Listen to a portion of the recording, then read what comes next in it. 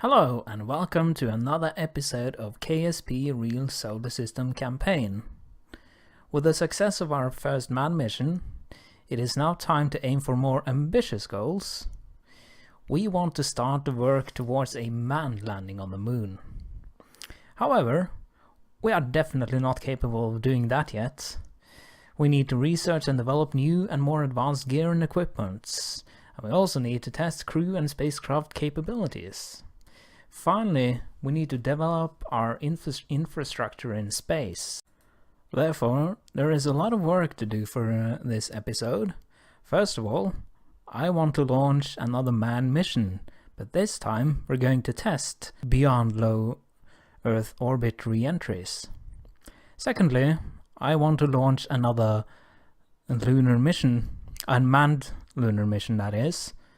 And thirdly, we're going to develop our infrastructure in space by launching communication satellites. And to start with, we're going to launch another version of the Compact 1 spacecraft. And you can see we barely just got off the pad there, almost had a launch accident. But yeah, this is basically the Compact 1 manned spacecraft that we used before, but we put a more powerful booster underneath it to gain more altitude, basically, since we're going to test re-entry from an orbit that's well beyond low Earth orbit. And this time, like last time, it is the good old Mikael Essen who is piloting the spacecraft. The stage is now about to burn out. I just wanted to mention that on the second stage we have a brand new engine, which is a Hydrodox engine running off of liquid hydrogen and liquid oxygen. That should give us a lot more efficiency in the second stage compared to the boost we used last time. So we're going to fire the second stage. There we go. The Ullage thrusters have been fired, and we have ignition on the second stage, which burns with a nice blue flame. And this stage is going to just burn out, and then we'll see how high of an altitude we can get on our apewaps. The second stage is now about to burn out, and we'll see how high we can get our apewaps. It's getting, well, it's almost at 30 kilometers, so that's pretty good. And that's more or less the altitude we're going to re-enter from with the spacecraft that we just detached. So a great advantage of reusing this spacecraft is that it has two modules that are detachable from each other, and the detachable probe body is fully autonomous, and this time we also fill the RCS tank with the right kind of fuel so that this can actually do a successful re-entry. And so we are going to use this probe as a guinea pig, and it's going to have a periaps of a little under 70 kilometers when we re-enter, and we're just going to see if that works out well. And then if it does, we're going to try to re-enter with the same re-entry profile with the manned capsule. And as we go for a re-entry, it looks like this spacecraft is going to handle the heat and pressure just fine, and it definitely looks like a re-entry profile with a periaps of about 70 or 65 to 70 kilometers is working nicely, at least for this kind of beyond low Earth orbit re-entry. And the probe is now going for a successful splashdown during the night. It's pitch black and we really can't see anything, but it is, trust me, it is going to splash down, definitely.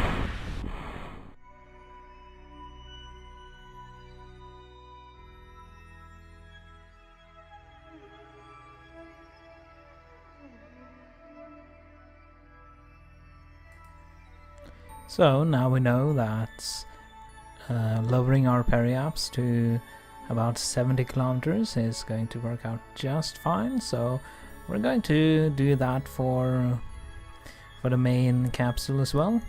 There is a little bit of uncertainty still.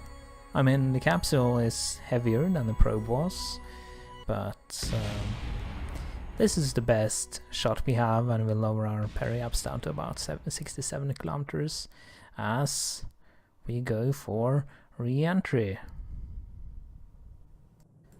The re-entry is going smoothly as well with the main capsule, although the G-forces did get pretty high there, but it's not higher than it was in the previous manned mission we had.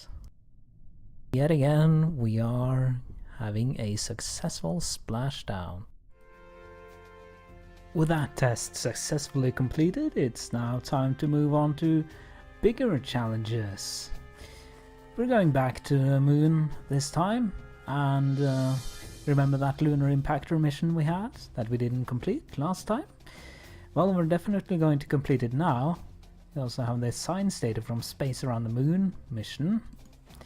And let's see if we can pick something else as well.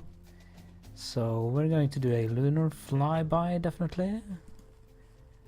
And we're actually going to go for a lunar orbit as well.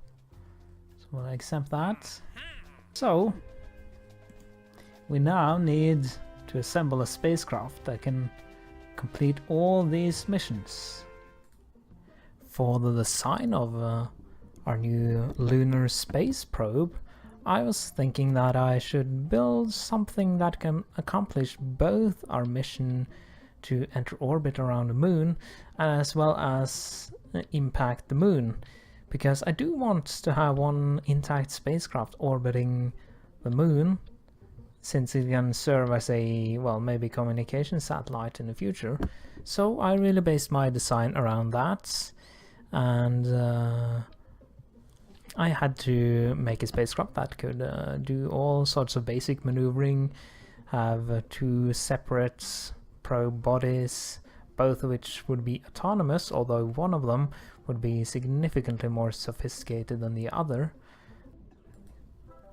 The design is now about to be finalized, and this particular space probe has a nice big fuel tank with an asterisk engine, which is a pressure-fed type of engine, so we have limitless amounts of ignitions on it.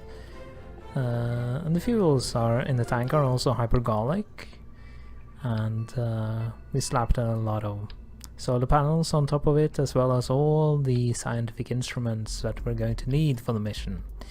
Now we just need to design a booster that can take this spacecraft to the moon. We will be using a 3-stage booster for this. First and second stage is going to hopefully take us into orbit, and then the third stage is going to set us on a path to translunar injection. And the last two, well, really the first stage is going to use liquid oxygen and kerosene as fuel, while the two last stages are going to use liquid hydrogen and liquid oxygen.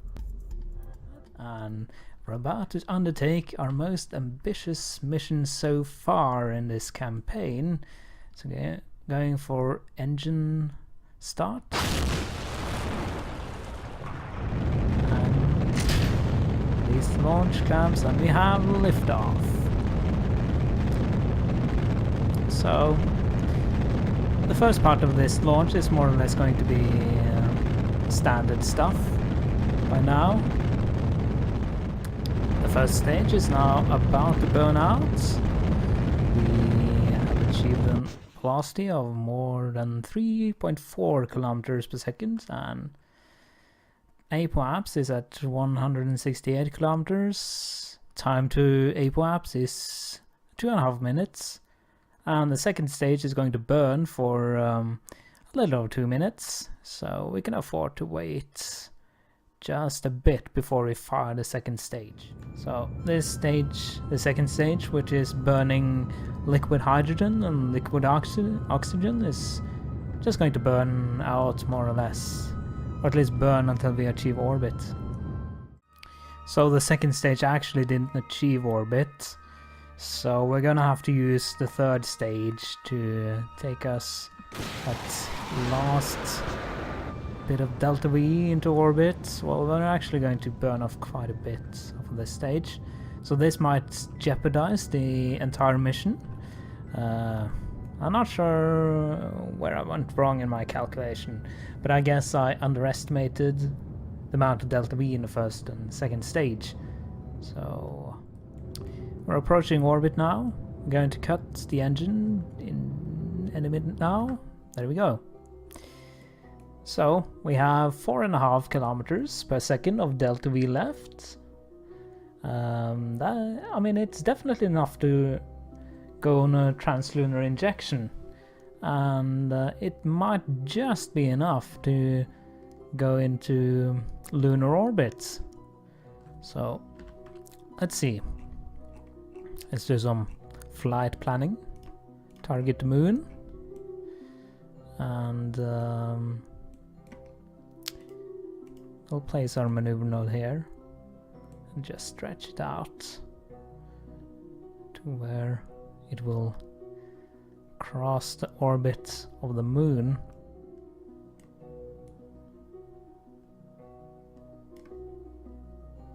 One and a half million kilometers. It's getting pretty good. That's a wrong direction. Yeah, 1.3. We're going to go for that. That's good enough. So we'll get to the burn node in 42 minutes. The burn should take about 5 minutes with this stage, but we're going to have to use both stages. And it's going to take 3.2 kilometers per second of delta V. We have 4.5, so that should be enough, at least for the translunar injection. We're 2 minutes away from the burn, or the actual node now, so we have to start firing the engine quite soon. This does have 9 ignitions left as well, so the number of ignitions is no problem. And we might be a little late in this burn, but that shouldn't matter too much. We need to keep an eye on the propellant indicator. It needs to be stable, I think. Yeah. Well, let's go. There we go. And we have a successful re-ignition of the third stage. And we're going to have about, well, a little over 1 kilometer per second after this burn is finished.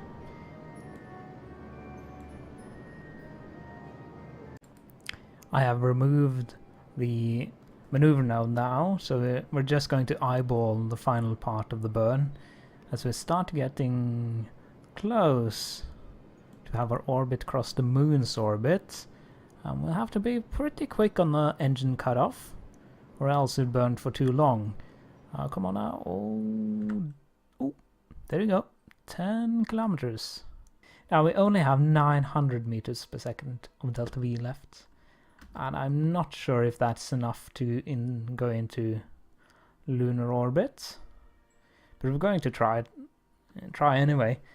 And we're definitely going to launch our impactor probe as well. That's really the main part of the mission. Going to use our RCS thrusters to get a close encounter as close as possible. Do it like that. Oh, cut. We are well on our way to the moon now, and we have to find a good suitable moment to release our smaller probe, and then we have to, the main spacecraft have to do some maneuvering to avoid crashing into the moon itself. So let's see if we just try to detach this now, and let's see what happens. That looks like it's... From what I can tell, it's going to crash into the moon because there is no periaps indicator on this. So that is definitely good. I want to use the RCS as much as possible before I use the main engine again on this spacecraft, because the main engine should be more efficient.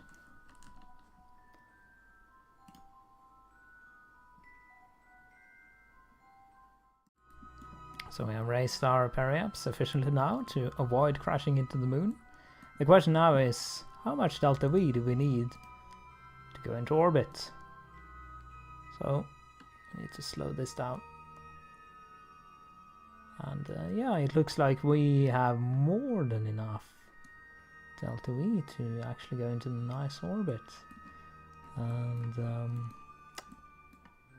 yeah, this looks like it's going to be a successful mission. I underestimated how much delta V I needed to go to low Earth orbit, but I definitely overestimated how much I needed to go into lunar orbit. And we can now see our mini probe as it collides with the moon for our scientists on Earth to see. The main spacecraft is in an orbit that's almost 1 million kilometers above the moon, and we're going to go for a capture burn. This maneuver is really outdated, so we're just going to cancel that. Point us in the right direction.